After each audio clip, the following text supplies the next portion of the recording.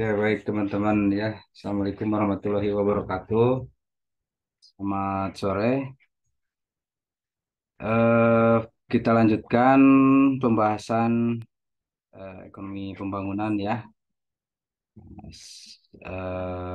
Yang kemarin tentang perindustrian, sekarang apa? Sektor perdagangan ya. Ya. Nah, ya subbabnya konsep perdagangan. Oke, nah ini daftar isinya konsep perdagangan dan peranannya pada ekonomi pembangunan. Nah, yang pertama konsep perdagangan se di dalam konsep perdagangan tetap ya berdasarkan undang-undang. Kalau kemarin kan undang-undang perindustrian, kalau sekarang ada juga undang-undangnya nomor 7 undang-undang perdagangan. Nah, di undang-undang perdagangan ini ya secara lengkap dijabarkan semua tentang perdagangan ya dan konsepnya pun akan tergambar di undang-undang ini. Nah, baik. Jadi secara umum konsep perdagangan itu adalah konsep ekonomi dasar ya, pengertiannya begitu, yang melibatkan pembelian dan penjualan barang dan jasa dengan kompensasi yang dibayarkan oleh pembeli kepada penjual atau pertukaran barang atau jasa antar pihak ya. Nah, itu pengertian dasar ya, pengertian tentang dagang. Jadi dagang itu kan jual beli, tukar menukar ya. Hmm, di dalam pengertian undang-undang ya, perdagangan adalah kegiatan yang terkait dengan transaksi barang dan atau jasa di dalam negeri dan melampaui batas wilayah negara dengan tujuan pengalihan hak atas barang dan atau jasa untuk memperoleh imbalan atau kompensasi. Nah, jadi kalau dari kata-kata ini artinya perdagangan itu tidak hanya terjadi di dalam negeri tapi juga antar negara atau ekspor impor ya.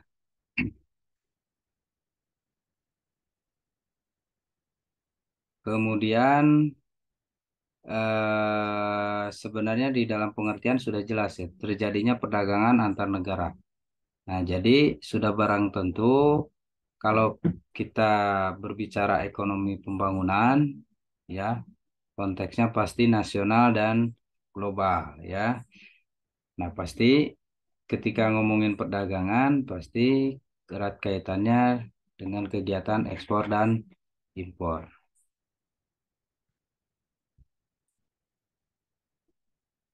Slide selanjutnya, oke.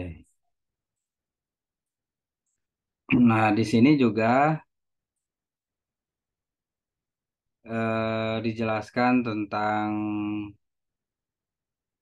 peran pemerintah ya dalam mempersiapkan sarpras eh, di sektor perdagangan. Apa saja ada namanya pasar rakyat ya. Kalau pasar rakyat teman-teman pasti tahu lah ya, yang setiap hari kan kita pasti setidaknya lewat lah kalaupun tidak beli ya. Kalau di Cianjur kan ada pasar induk, nah itu pasar rakyat ya. Kalau di mana Cipanas ada pasar apa namanya tuh? Ya pasar Cipanas ya. Ciranjang ada pasar Ciranjang. Nah, itu pasar rakyat. Juga pemerintah membuat pusat perbelanjaan. Nah, itu salah satunya peran pemerintah ya, membuatkan sarana dan prasarana. Terus juga misalnya memfasilitasi swasta membuat toko swalayan ya. Kalau pasar itu biasanya eh, apa di bawah pemerintah ada dinas pasar, ya ada khusus kan dinas pasar. Nah, kalau pasar itu jarang dipegang sama swasta ya. Biasanya seringnya itu dipegang sama pemerintah. Nah, tapi kalau swalayan, pusat perbelanjaan, nah itu banyak dipegangnya swasta ya. Terus peran pemerintah itu dari sisi apanya? Dari sisi perizinan. Ya, jadi kan membangunnya itu harus ada izinnya, sesuai enggak dengan peruntukannya, ya, dengan kepentingan pemerintah. Ini enggak sembarangan kan? Dan swasta juga membuat toko swalayan misalnya, ya, itu juga pasti berdasarkan survei. Kira-kira rame enggak kalau dibuatkan di suatu tempat. Selain itu juga gudang. Nah, gudang juga dulu pernah kerja itu, ya, gudang itu tetap ada pajaknya atau administrasinya, ya, retribusinya ke negara. Jadi nggak bisa sembarangan bikin gudang gitu ya. Jadi gudang pun harus ada izinnya. Ya, jadi harus terdaftar, harus ada izinnya, karena itu peran pemerintah di sana ya. Bisa asal we gitu bikin gudang, jadi dalamnya gudang naon kan berbahaya juga. Terus perkulakan. Nah, kalau perkulakan, nah ini saya tidak menemukan aturan pemerintah tentang eh, perkulakan ya. Jadi kalau perkulakan itu tangkulak, nah itu mah mekanisme pasar yang terbentuk secara sendirinya dari petani, dikumpulkan di tengkulak, tengkulak baru ke pasar atau ke distributor. Nah, pemerintah biasanya bikin perkulakan yang ada benar-benar pemerintah itu yang biasanya difasilitasi lewat koperasi atau perkumpulan petani ya. Tapi kalau perkulakan kebanyakan yang terjadi secara natural di masyarakat. Nah, di sini juga pasti kritisnya itu peran pemerintah belum kelihatan dalam hal perkulakan. Ya. Biarpun ada di undang-undangnya, tapi belum eh, kelihatan perannya di sebelah mana. Disebut ada retribusi juga belum ada ya. Peraturannya seperti apa belum ada. Pasar lelang pasti harus di bawah pemerintah ya, karena kan ada lelang kalau di situ khusus. Ada pasar berjangka komoditas. Nah, ini ada hubungannya dengan apa apa namanya sih, apa instrumen instrumen keuangan ya, pasar berjangka komoditas. Nah, biasanya erat kaitannya nanti dengan pasar-pasar yang eh, ada di bukan bursa saham, tapi ada satu lagi pasarnya pasar komoditas, dan biasanya itu dilakukan secara online ya, seperti misalnya CPO. Nah, CPO, tahu kan CPO ya? Ada yang tahu CPO dibuat dari apa? Crude palm oil. Dari kita kan pengekspor CPO terbesar dari sawit ya. Nah, CPO itu kan ada pasar berjangka komoditasnya ya. Jadi eh, ketika perusahaan-perusahaan besar punya lahan besar, nah, sebelum panen dia sudah bisa dapat uang ya hanya dengan membeli dalam bentuk surat yang secara online. Jadi diperdagangkannya secara online. Termasuk nanti juga barangnya juga diekspor ya. Tapi selain barangnya juga bisa diperdagangkan secara online. Artinya, oh, ini perusahaan ini punya sekian hektar. terdaftar ya, terdaftar di pasar komoditas. Nah, dia bisa menjual bukti bahwa dia punya sawit sekian hektar dan bukti itu bisa diperdagangkan. Nah, itu namanya pasar berjangka komoditas. Yang terakhir sarana perdagangan lainnya ya masih banyak. Sarana perdagangan lainnya ya masih banyak. Termasuk juga yang online-online ini nggak hanya apa nggak hanya berjangka komoditas ya, masih banyak lagi. Selain selanjutnya, teman-teman juga harus mengetahui rantai pasok perdagangan ya. Coba saya ada gambarnya nggak? Oh iya ada. Rantai pasok. Nah, jadi kalau di apa namanya S2 itu ada pelajarannya khusus rantai pasok perdagangan ya, rantai pasok dan ada manajemennya tersendiri. Nah, minimalnya teman-teman harus tahu bahwa barang itu sebelum sampai ke konsumen melewati beberapa tahapan ya. Nah, ini secara sederhananya. Yang pertama pasti dari produsen dulu ya. Jadi bahan itu diolah dulu sama produsen atau importir ya. Kemudian dilempar ke distributor. Nah, di distributor itu ya dilempar lagi ke agen-agen, ya kan? Jadi agen itu sebenarnya masih satu tahap dengan distributor ya. Jadi panjangan tangannya distributor ya. Jadi distributor punya agen-agen gitu kan. Nah, dari agen baru ke grosir atau wholesaler, wholesaler, gitu. Wholesaler kurang R.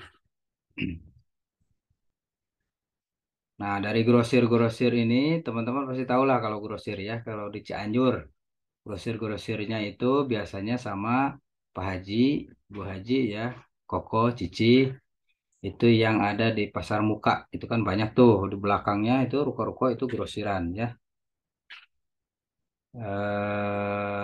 Terus misalnya di Jalan Raya Bandung itu juga banyak ada gudang-gudang.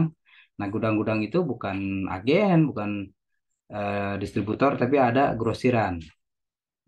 Tapi ada juga kayak di Karangtengah itu yang dekat Coca-Cola kan belakangnya itu ada gudang tuh. Nah, itu gudangnya gudang distributor ya.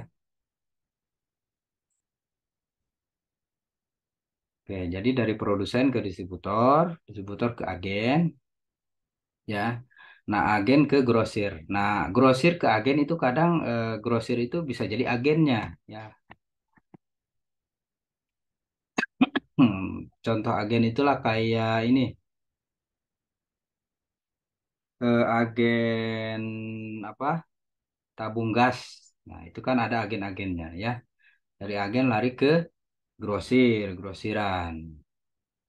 Nah, kalau di minimalnya di desa itu di satu desa aja suka, suka ada grosir ya. Yang beliannya kadang grosir juga bisa ecer, bisa pak-pakan ya. Nah, baru dari grosir ini dilempar lagi ke pengecer, ke warungan kecil.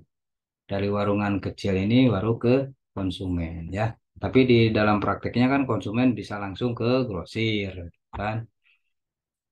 Pengecer bisa aja langsung ke agen. Terus grosir juga bisa langsung ke distributor. Bisa ya.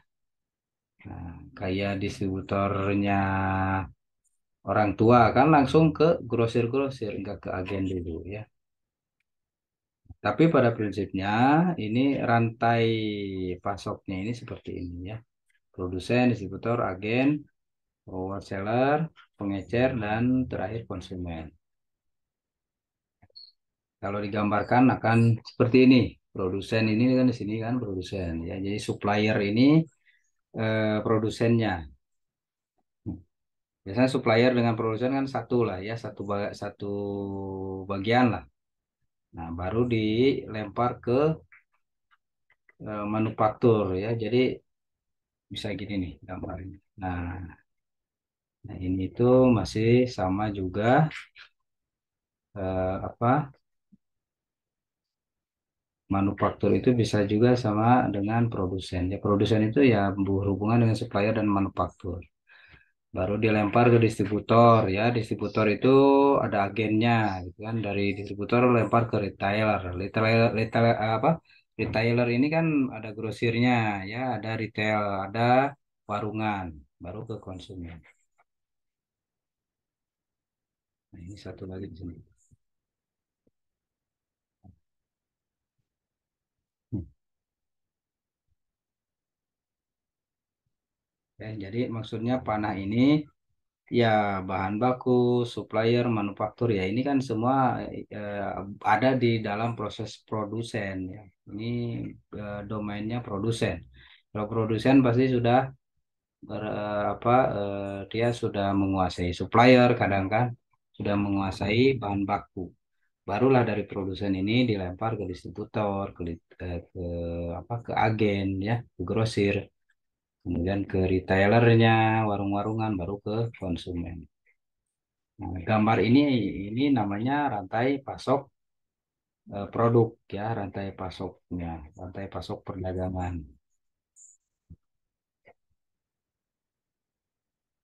Nah, di dalam perdagangan juga ya ini ada di undang-undangnya, ada namanya standarisasi ya, atau dikenalnya dengan SNI, Standar Nasional Indonesia. Jadi gunanya apa? Jadi ini kan pemerintah membuat label ini kan badan khusus ini di bawah pemerintah. Gunanya dalam rangka meningkatkan kualitas dari barang atau jasanya ya. Jadi meningkatkan kualitas lah. Jadi harganya biar apa namanya? Bukan harga apa? Biar barangnya bisa bersaing ya. Jadi barangnya bisa bersaing ya harus dibuatkan standar. Oke.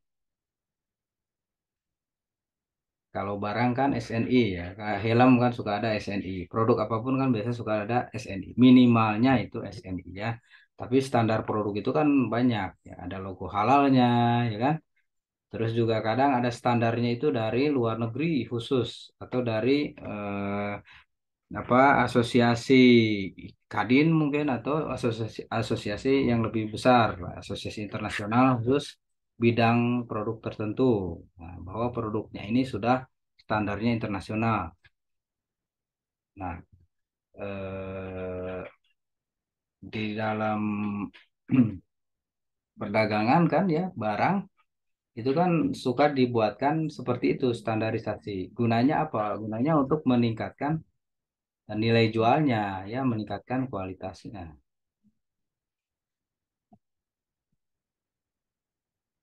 Oke. Terus juga pasti di perdagangan itu ada namanya kerjasama ya.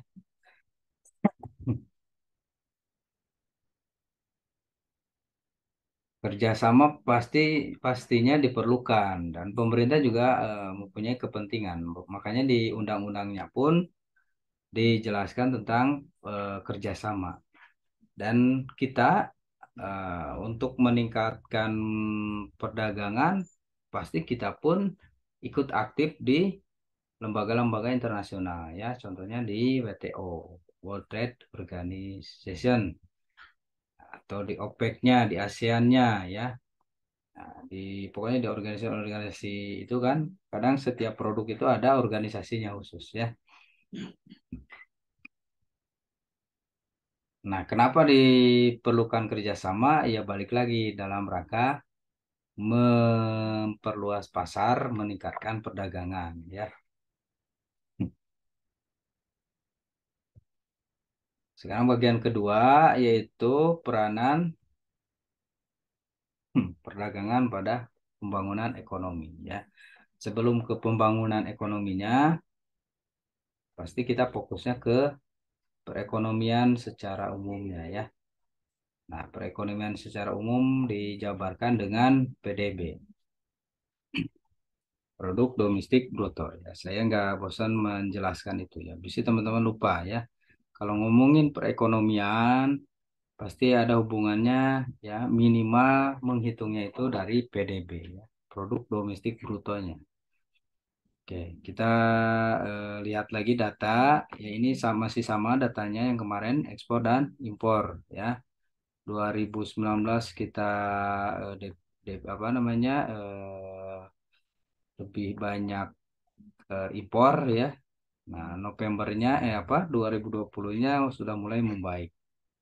Apalagi sekarang 2022 ya. Nah, ini juga migasnya juga sama, migas dan non migas sama. 2022 ya, yang 2022 update-nya kita ketiga negara ini surplus ya. Ini masih sama datanya. Nah, menurut Tempo juga tetap dari BPS. Cuma ketika saya cross-check BPS agak susah nyari datanya ya di websitenya. Nah, kalau Tempo kan wartawan, mungkin datanya data mentah yang belum dipublish, wartawan bisa langsung akses ya, bisa dipertanggungjawabkan. Dan saya juga nggak tahu kalau data di BPS itu kan nggak semuanya komplit. Nah, kayak misalnya mau riset tentang apapun sebenarnya ada di BPS, cuma datanya nggak bisa secara free. Kadang kita harus minta secara khusus dan itu bayar ya. Nah, ini wartawan pasti dia lebih cepat aksesnya ya, karena ini datanya yang belum dipublish tapi keluarnya dari BPS. Tapi ketika kita buka di BPS, data ini belum muncul. Tapi kalau di media kan dia punya kepentingan ya, jadi datanya itu lebih dulu dia dapat ya, biarpun sumbernya tetap saja dari BPS. Nah, Tempo mengabarkan bahwa ekspor kita 2022 semakin membaik ya, jauh lebih membaik. Nah, di sini, nah ini dari BPS ya, kalau dari BPS justru update-nya itu dari situsnya 2017 update-nya. Ini gambarnya kelihatan nggak tampilannya? Kelihatan, Pak. Kelihatan ya. Yang lainnya ini masih ada nggak? Barestu doang. Ada, Pak. Oke, di BPS ketika saya masuk ke websitenya juga yang paling update itu 2019 ya. Dan data-datanya terbatas. Ini ada 2017. Nah, grafik ini adalah grafik eh, jumlah apa namanya perdagangannya ya, neraca perdagangan per provinsi. Nah, di sini kelihatan yang paling besar itu Jawa Timur 2017. Tapi di 2018 itu Sulawesi Tenggara. Nah, saya nggak ngerti ya. Perdagangan mungkin begitu ya, naik turun. Dulu juga sempat saya ambil data itu ada di Cianjur itu pernah jadi produsen jahe terbesar di Indonesia, jahe merah. Nah, tapi pas data tahun berikutnya sudah nggak ada lagi. Jadi perdagangan itu begitu ya.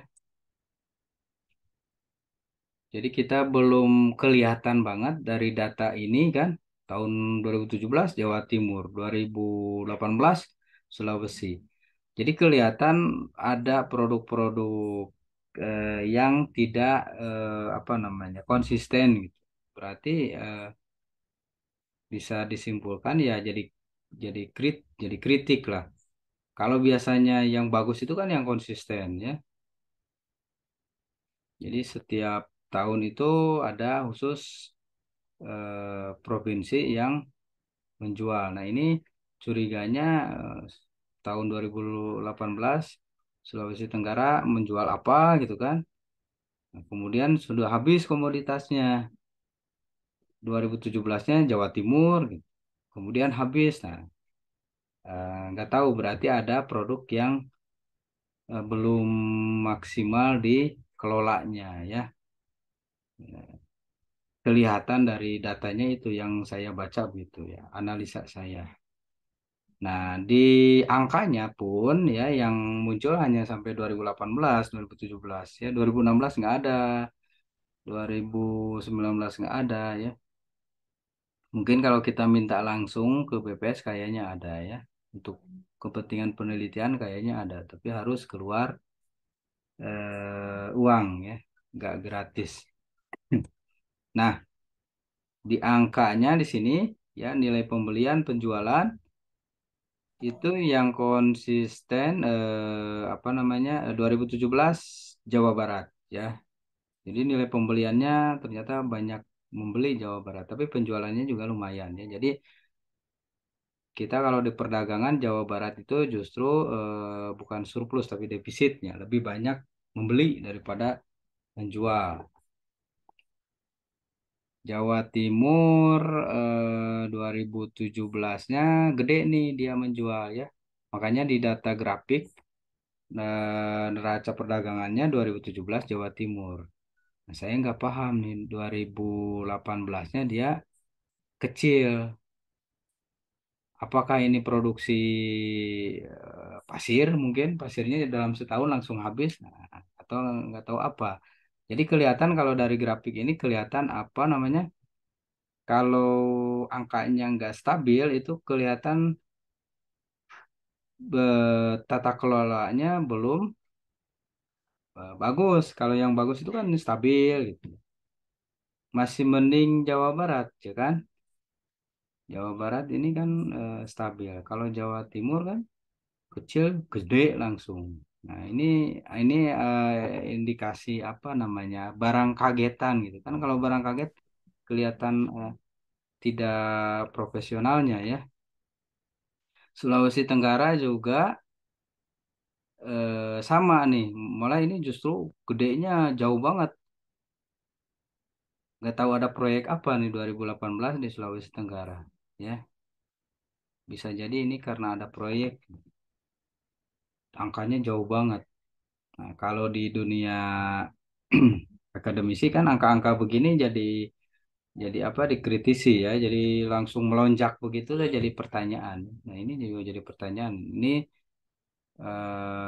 secara angka ya bagus, cuma kan secara tren nggak bagus gitu. Ya lebih baik kayak Jakarta nih, stabil gini kan. Apa Jawa Barat ya, kalau Jakarta mana ya? Nggak ada ya. Kayak Jawa Barat kan stabil angkanya. Jadi eh, eh, penurunan atau kenaikannya eh, sedikit gitu kan.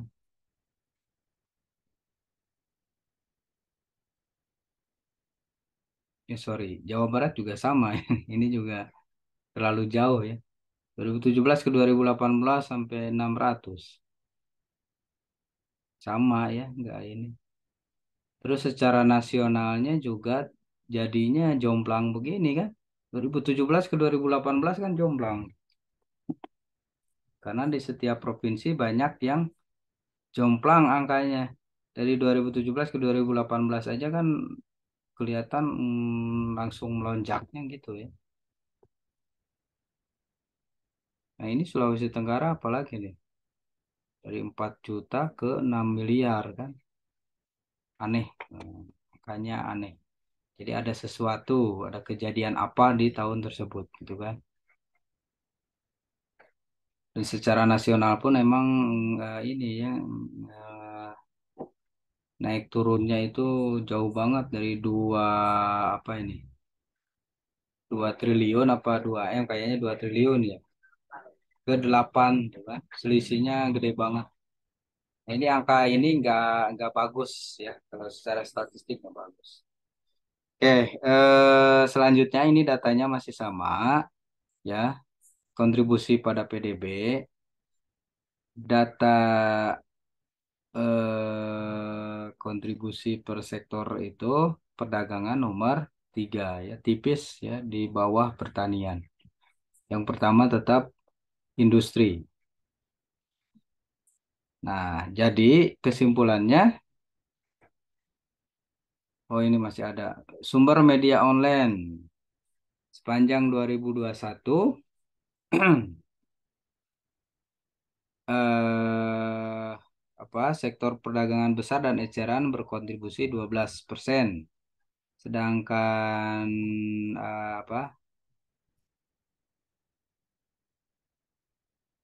sektor pertanian 13% sebenarnya 2021-nya. Terus menurut Kepala BPS, angka sektor perdagangan juga sama ya 12%-an ya. Kalau ini 12,9, ini 12,7. Ya artinya di berita-berita ini menyebutkan bahwa sektor perdagangan termasuk ke kontributor pada PDB yang cukup besar ya, nomor 3. Oke, jadi kesimpulannya, Yang Restu simak, Pak, perdagangan itu naik turun hmm, nggak akan stabil selamanya gitu, Pak. Yang Restu simak. kontribusinya tetap, tapi tetap terbesar ya kontribusinya ya. Kontribusi sektor perdagangan walaupun di data naik turun, tapi merupakan kontributor terbesar ketiga pada PDB atau perekonomian. Maka dipastikan kontribusi pada ekonomi pembangunan pun pasti besar ya. Nah, gitu aja lah satu ya.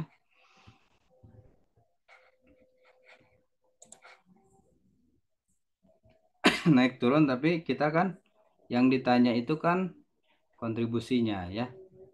Jadi kontribusinya tetap besar ya. Karena terlihat dari pengaruhnya pada PDB ya. Jadi ya kita simpulkan pada ekonomi pembangunan pun kan besar ya. Apalagi terlihat kan pada lapangan pekerjaan juga besar ya sektor perdagangan di menurut berita kan. Apa? Kemudian menurut Kepala BPS, sektor perdagangan juga kontribusi dalam memberikan lapangan usaha ya, lapangan apa sih namanya nih beritanya? Lapangan usaha ya, tumbuh positif. Memberikan lapangan usaha cukup besar. Titik. Maka dipastikan kontribusi pada ekonomi pembangunan pun pasti besar ya kan? Karena kan sektor usaha itu kan, karena kan ekonomi pembangunan kan membahas tentang lapangan usaha ya kan? Imbasnya pada masyarakat seperti apa, pada ekonomi secara umum ya pasti kelihatan di data PDB besar ya di lapangan usaha menurut data BPS ya sudah dipastikan pada ekonomi pembangunan pun pasti kontribusinya peranannya besar ya.